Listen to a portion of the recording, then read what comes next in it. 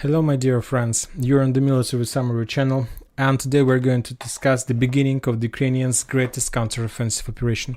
Today, the 11th of May of 2023, they've launched few attacks yesterday in the evening of the local time, and today we see a real offensive operation, and not just in the vicinity of Bakhmut.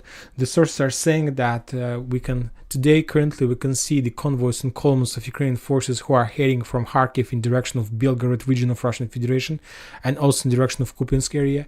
Today we see a number of attacks, a number of attempts to encircle the Wagners in Bakhmut. Today we see activity and activation of Ukrainian forces in Orekhov front line. So let's go step by step and let's try to understand what exactly is happening today. And first of all, we're going to start with Bakhmut, with this area. If you remember, yesterday the Ukrainians launched their first counteroffensive attacks in direction of the channel, and as a result of those attacks, the Russians were forced to step back from this bridgehead on the eastern side of the channel. During the day, we received a lot of updates exactly from this bridgehead, from this foothold. And if you remember, yesterday we discussed that there is one very high risk by losing of this bridgehead is that the Russian forces who are currently located in this salient on the north on this forest could appear in small, like let's say, operational encirclement, and that Ukrainians will try to use this situation, trying to push the Russians or maybe even to encircle the Russian forces in this small salient. And this is exactly what the Ukrainians did during the day. And as a result of those attacks, the Russians were forced to step back from the N32 road to the south, and there were no updates about the real positions of the Russians in this area, but some sources are saying that currently the Russians control this area. So we can see that the passage between the western side and the eastern side of the channel is under Russian control. I don't think that the Russians are able to hold this bridgehead for a very long time, because the Ukrainians are going to increase the pressure, and anyway, currently they're just trying to win some time, because as we know, today the Russian Minister of Defense of Russian Federation took a decision to replace the LPR forces from Klishchiivka and replace them with Wagner forces. So they need time, at least a few hours, when they will be redeployed in this direction and to establish their positions. So currently the forces along the channel, Russian forces, are trying to win the time. And I expect that within the next 48 hours, the Russians will establish their bridgehead some along this, let's say on the south of this line. So in Klishchiivka and the fortifications on the south of Klishchiivka. If you remember, if you take a look at Klishchiivka, there is a very powerful trenches, very powerful fortification that used to be under Ukrainian control. And currently this area is under Wagner's, and they will try to hold and to stop the Ukrainians exactly in Klishchiivka. So I expect one more time that within the next 48 hours, the Russians will leave the entire bridgehead on the right side of this arrow. And so that means that within the next 48 hours, the Ukrainians will be able to capture the forest and, let's say, release and restore the access to N32 road and restore the supply support of Ukrainian forces in the western part of Bakhmut. We will return back to Bakhmut a little bit later. So this is the situation about the Battle of Klishchiivka. Right before we start making this video, the Russian sources started reporting that Ukrainians launched another offensive operation in the south, and currently they are trying to attack in direction of Makeyevka. This not Makeyevka, but in direction of Mayorsk, this small railroad station. So this is some kind of pin freezing operation. And if you remember, this territory used to be under the Ukrainian control, and currently the Ukrainians are trying to restore access to this railroad station and to this road. And let's say with this attack, they're trying to bypass the channel from the south, and if the Ukrainians are able to establish control over this railroad station, Mayorsk, this one, then the Ukrainians will be able to start moving along the channel, along the road, and along the railroad station to the north, and to attack the Russians right in their back, those forces who are currently located in Klishchiivka and fortification area of Klishchiivka. So this is a very dangerous attack, but for now there were no updates about any progress from the Ukrainian side, so let's stay tuned and we will keep this situation. We'll try to follow this. Another important update is coming from the northern flank of Bakhmut, and today the Ukrainians launched also a few waves of counter-offensive operation along the railroad ways. First one from Bogdanovka in direction of Berkhovsky water reservoir, and another one on the south of railroad ways along the 05-06 road in direction of Yagidne. The Russian sources are saying that Ukrainians managed to achieve some success. They managed to develop, they managed to penetrate the Russians' defense orders, and the Russians were forced to step back. And according to information we have, currently the Russians control something like this. So as you can see, the Russians left the trenches in open air positions and moved in direction of the forest lines and Yahidna, closer to the fortifications, to the forest lines, to the railroad station, and closer to position where there's a very small bridgehead to attack for the Ukrainian side. So it's better, easy to control. For example, this bridgehead on the south of Berkhovskaya water reservoir is not very difficult to protect, to defend. There is like water reserve on the north and railroadways on the south. So it's a very, very short distance to attack. And of course, if Ukrainians have endless sources, manpower, anyway, they will penetrate, but with the higher price for this bridgehead.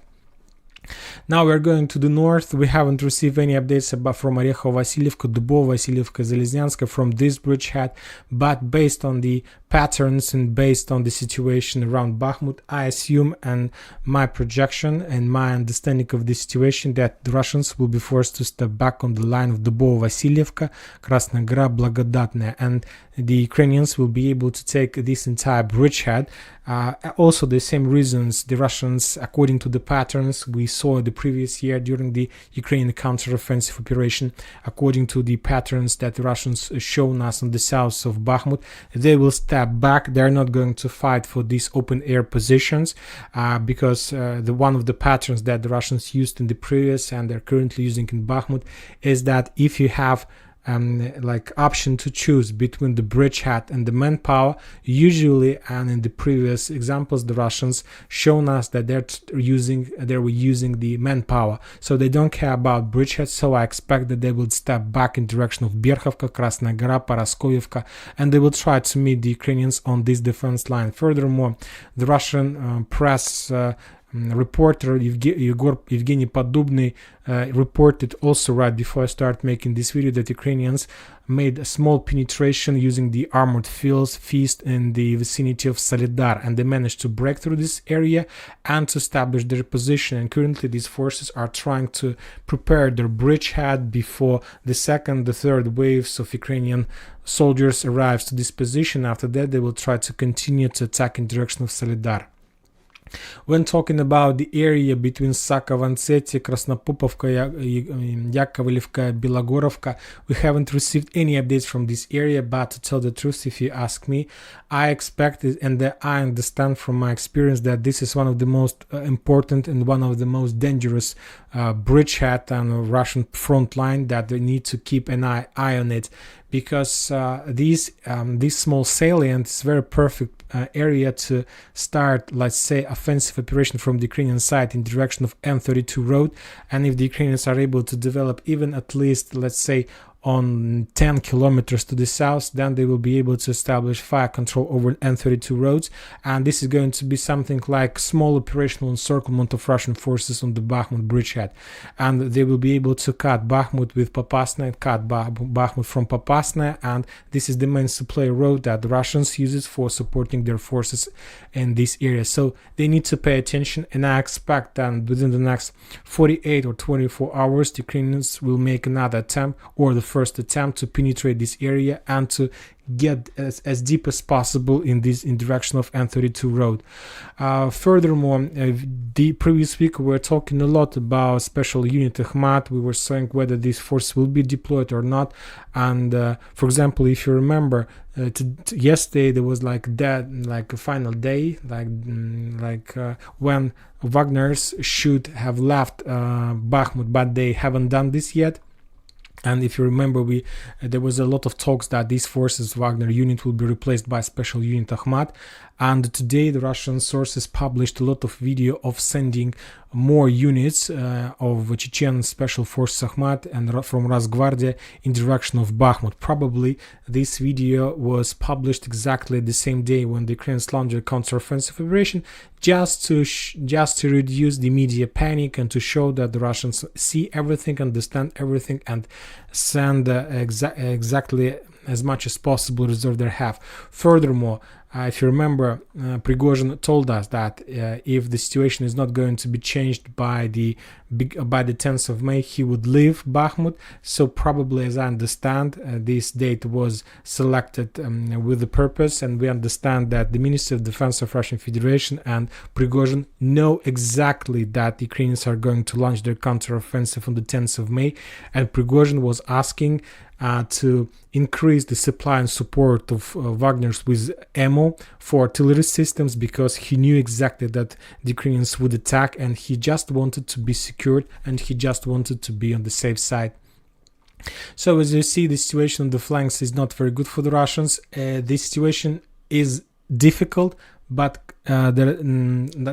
currently we are not seeing the situation as we saw in Kherson or in Kharkov, when the Ukrainians were running from Balaklia and so on. Currently the situation is critical but completely controllable, under Russian control. Of course, the situation could be changed within the next few days, but today there is nothing critical have happened. Now let's talk about Bakhmut and the situation about Bakhmut. So this is the only area where we can find some good piece of news, good updates. As we probably most of you have already seen the video about the splitting and classification of the fortifications in this area. And if you remember this, the western part of Bakhmut can be split into four parts. This part that is under Russian control has this fortification has the title of the horse, and currently this area is under Russian control.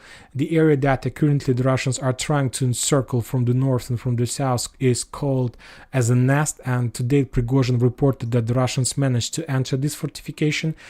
This fortification has the title of a constructor, and this area is under complete Ukrainian control. And the south one, this area has the name of Domino. So these four fortifications, one of them is captured by the Russians. There's fierce fightings for the Nest fortification, and two of them remains under Ukrainian control. And probably the Ukrainians are going to hold this area for a very long time, because I expect that if the Ukrainians are able to unblock N32 road, the Ukrainians will start sending more reserves and more reinforcements to the western part of Bakhmut, and we're going to see completely different war and battle inside of this town. Now let's go to the other front lines, and let's start from the north, because right before we start making this video, the Ukrainian sources published a lot of convoys. The Russian sources published a lot of information of Ukrainian convoys who were heading in direction of Belgrade region and in direction of Kupiansk area. And the Russian sources are saying that they also have mentioned the new Western tanks, strikers like Challengers, Leopards. They haven't mentioned the real titles and types of weapon, but they mentioned that these forces who are currently located in Kharkiv that are currently operating in this area have the types of Western weapon. We haven't received any updates about any clashes or any attacks, but we understand that Ukrainians are moving their forces to the combat lines, so we can also expect that within the next 48 hours, the Ukrainians can make another attempt to attack maybe even the territory of Russian Federation. Let's follow this and let's see. Another interesting updates are coming from Avdiivka. The Western source map has been updated, and the Russians are saying that currently they started some kind of storming of the block number 9 in this area of Avdiivka. The Russians managed to maintain the bridgehead and to reduce the gray zone between the bridgehead in the north of Opotnaya Vodiana and this block, and currently also probably within the next 48 hours the Russians will make an attempt to encircle and to enter Avdiivka and to start the storming process inside of this town. And another interesting updates are coming, of course, from Solidar. As you can see, yes, just during this video, we see that Ukrainians, the thing that I explained to you during the video about this attack on the northern flank has started while I was making this video, and the Russian sources are saying that there is some kind of activation on the Solidar front line, and the Ukrainians started pushing in this area as well. So everything develops even faster than I thought. And when talking about Zaporozhye, as you can see, this entire area is covered with the fire. There are still just artillery duels. There are no clashes, combats on the ground. The Ukrainians are not hurried to push.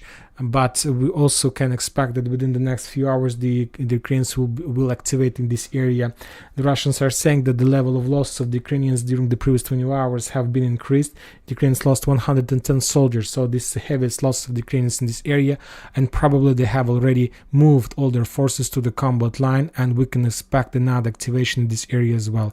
When talking about Kherson, there are no changes on the ground. There are no just regular artillery duels without something interesting or something new or something like this.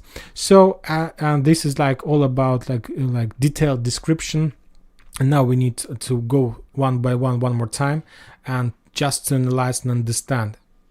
During the day we've seen and mentioned, and where there was reports about activation of Ukrainians in the vicinity of Kharkiv, and there are probably two directions of attack, one of them from Kharkiv in direction of Belgorod, and another columns and convoys of forces were heading in direction of Kupiansk, so probably the Ukrainians are going to relaunch their offensive operation in this area as well.